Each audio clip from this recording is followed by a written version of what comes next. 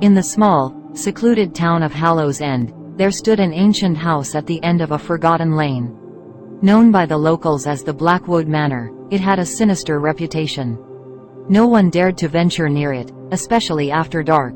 The house was believed to be cursed, haunted by restless spirits and dark forces that thrived in its decaying walls.